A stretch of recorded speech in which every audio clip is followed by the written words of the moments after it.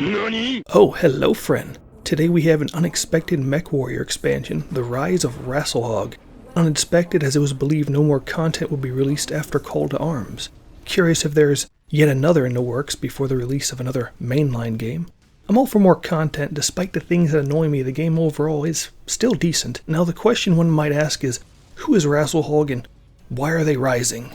In the simplest terms, Let me tell you of the days of high adventure. Rasalhague is literal space Sweden, conquered by Space Japan, who have a Cold War with, as they are neighbors to, Space Germany. Space Japan doesn't want to put up with a widespread rebellion, leaving them vulnerable to Space Germany, so they go along with the independence to create a buffer zone. Space Germany starts as a friend to Space Sweden in the initial conflict, but afterwards wants to keep the territory from Space Sweden. Space Japan puts the screws to Space Germany and the political situation inverses, so Space Sweden doesn't like Space Germany anymore but warms to Space Japan, not only because they helped him with an internal revolt.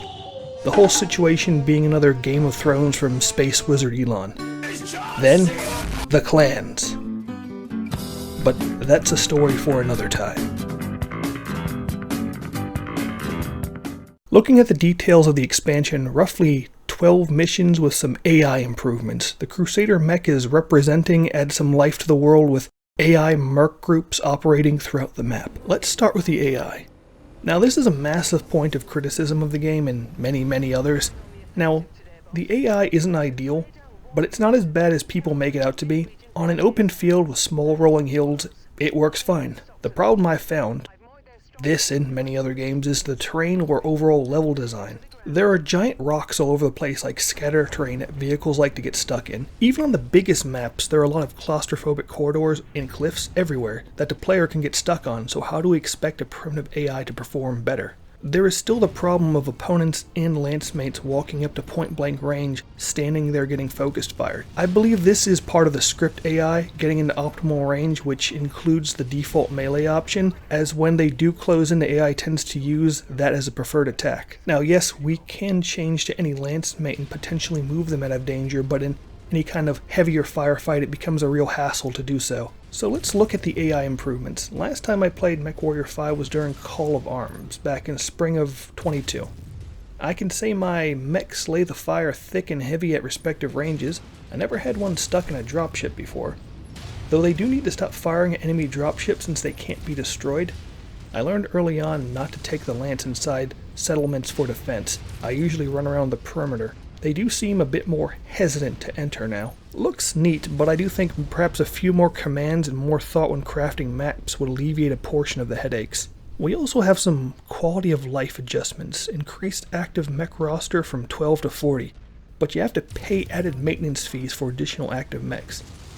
I usually use 12 or under, so it's not a problem in my case. It might help for those who have a hard time with multi-mission contracts, but I don't think the payout would be worth it past 12. The friendly fire audio sound is a bit meh. I can see trying to give audio visual cues to players so they can focus on action similar to how Darktide does it, but it's a really big visual cue and sparks and explosions are very vivid. This doesn't change one of the core problems that even with max reputation and all points in salvage, mechs still appear on battles that cost far more than the max salvage opportunity possible on some missions. Lastly, the battlefield drops are now much more visible, like a beacon in the darkness visible.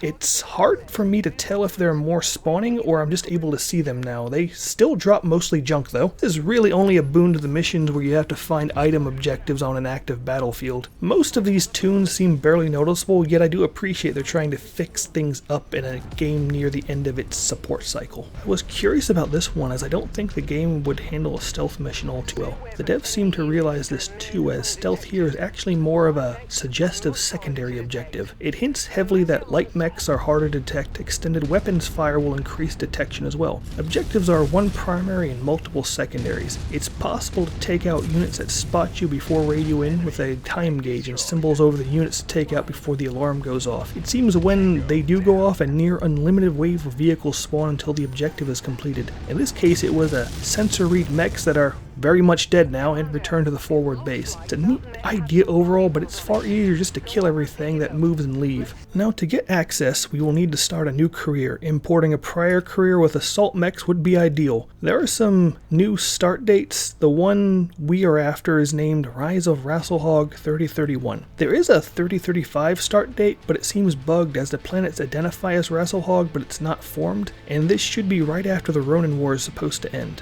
So I'd recommend 3031 for the full experience. When entering, it will be a special priority that allows you to skip straight to the conflict area. It starts out with 2 missions rewarding a Crusader. If you really like the mech, you can always farm them by importing to a new save game again. After the first mission, some time needs to pass before a contact warning to prepare for a multi-mission contract. It says to have 12 mechs and pilots. That's a bit excessive unless you're absolutely getting wrecked in these missions. If that's happening, you might just want to play the game normally and revisit this later. The expansion claims 12 mission campaign. I have to admit I didn't count, but there is also a smaller multi-mission generic campaign that appears later. If you play the Davy and Steiner merge campaign, you know what to expect, a series of all mission types with some story elements. The Rasalhague sports a bit more production to it with fully voiced characters and multiple cutscenes. If you're looking for a wolfhound, then these missions are for you. They seem to spawn everywhere. While there is a good mix of allied support, mostly piloting Crusaders. At this point in the game, for me, everything is a FGustoh Scout Lance, and you might wonder what that is. It started as 4 Battle Masters with top speed boosts. Now it's 1 Speedy Battle Master, a PPC Sniper Highlander, and 2 variants of Atlases to rain death. Then I found a Hero Atlas and we went full Steiner, though I find the Crusader to be an okay backup for a Battle Master. The Crusader has a good look to it. The revamp reminds me of one of the Sentry bots from Fallout. The base model sports 2 LRM-10,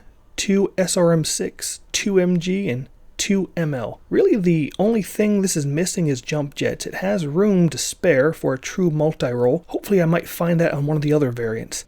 If we get it early enough game, it can be a real king with a close combat role. This is a rather neat sounding mechanic that I don't think is quite there yet. On the map we will see new Merc insignias with a blue circle showing their influence. Each have a different specialty in mechs. Fighting in these areas is supposed to have a chance of them spawning in as friend or foe. This chance seemed really low after 20 generic contracts in the influence area never got them to spawn. I tried high reward contracts. Nothing. I only encountered Mercs 3 times from the campaign missions after that spawned in a Merc area. All times hostile. All times came down on top of me with the final boss. I'm not sure why we can't destroy dropships. It was a viable tactic in MechWarrior 2. The AI sure thinks so too as they open up fire as they land and take off. This is something that enrages me in this case. The Mercs are far tougher than the standard enemies. They don't displace the amount of enemies fought in a mission. Having them spawn in last after the player's lance has been exhausted due to fighting 30 mechs is bullshit. They are, however, optional, and completion of the main mission objective it ends normally. Yet having an extra lance cause catastrophic damage outweighs any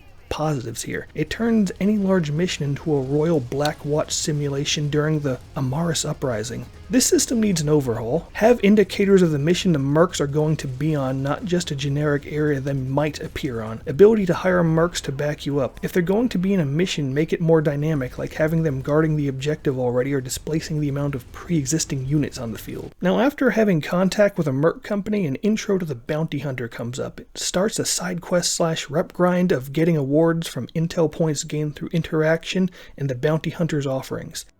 So far the rewards haven't been too great. When we go to operations, a menu appears of the rewards. Random junk and 2 new paint jobs for light mechs. Further higher tonnage mechs gain paint jobs too later down the line.